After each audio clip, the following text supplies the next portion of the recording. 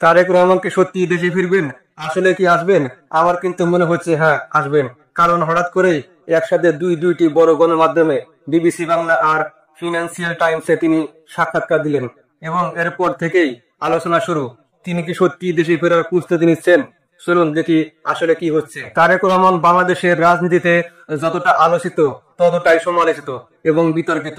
প্রায় 17 বছর ধরে তিনি লন্ডনে আছেন এক ধরনের রাজনৈতিক নির্বাসনে। 2007 সালের 1/11 সরকারের সময় তিনি মুচলেকা দিয়ে দেশ ছাড়েন, বা বলা যায় দেশ ছাড়তে বাধ্য হন। তারপর থেকে তার রাজনীতি সীমাবদ্ধ ছিল দূর থেকে দল চালানো, ভিডিও বার্তা আর ভার্চুয়াল উপস্থিতিতে। এই দীর্ঘ নীরবতার মধ্যে দিয়ে তার রাজনৈতিক ভাবমূর্তি নিয়ে প্রশ্ন উঠেছে। একদিকে বিএনপি দুর্বল হয়েছে, অন্যদিকে তার নেতৃত্বের প্রভাব কমে গেছে।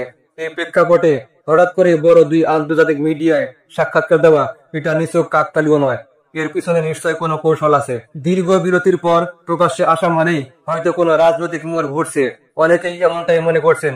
তাই তার এই সাক্ষাৎকার দুটো নিয়েই এখন এত আলোচনা। তারেক রহমান এই সাক্ষাৎকারে আত্মবিশ্বাসের সঙ্গে কথা বলেছেন দেশের রাজনীতি, নির্বাচন, ভবিষ্যৎ নিয়ে।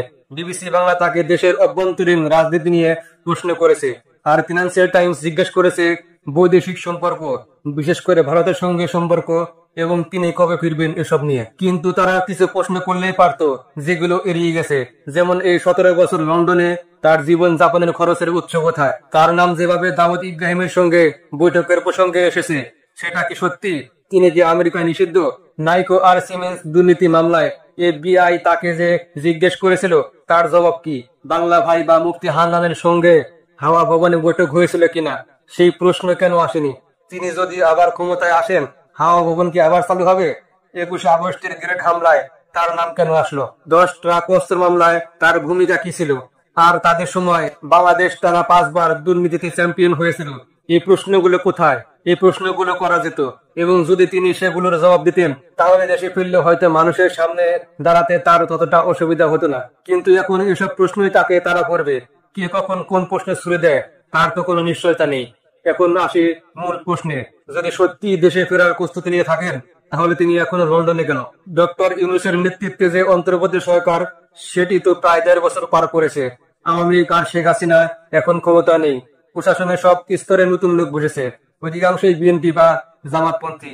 তাহলে সেই পুরনো যুক্তি স্বৈরাচারী শেখ হাসিনার কারণে তারেক রহমান দেশে ফিরতে পারছেন না, এখন আর চলে না।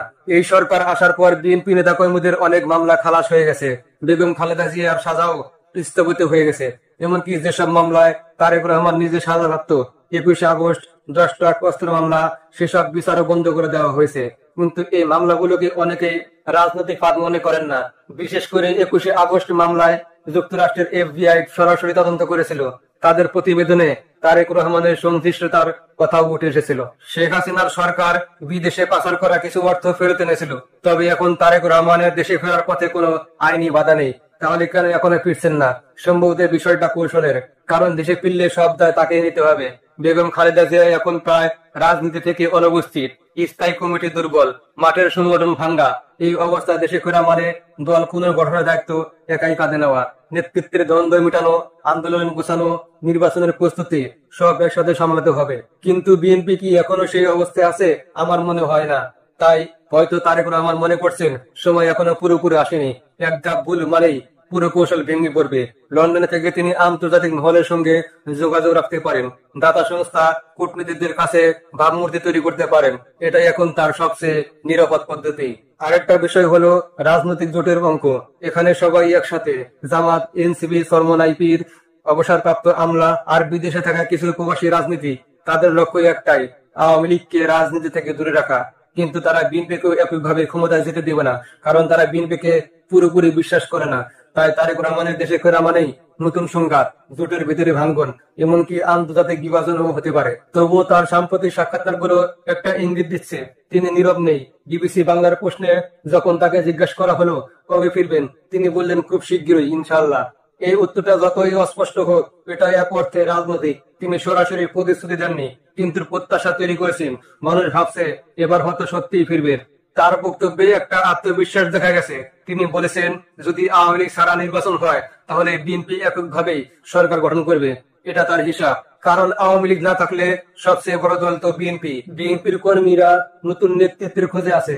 তারেক রহমান সেই জায়গাটা অনুভব করছেন। যদি এখন ফিরে আসেন, তিনি সেই শূন্যতা পূরণ করতে পারবেন। তবে দেশে ফেরা মানে শুধু রাজনীতি নয়, এটা এক ধরনের নৈতিক ও আইনি মুখোমুখি হওয়াও। 21শে আগস্ট বা 10 টাক মামলার মতো বিষয়গুলো তার ছায়া হয়ে থাকবে। দেশে ফিরলে এই প্রশ্নগুলো এড়িয়ে যাওয়া সম্ভব হবে না।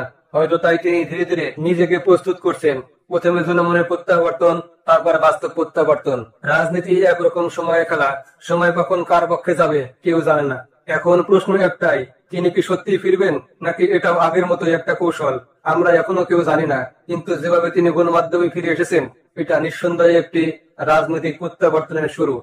সম্ভবত তাই সবাই এখন প্রশ্ন করছে, এবার তবে সত্যি ফিরছেন তারেক রহমান?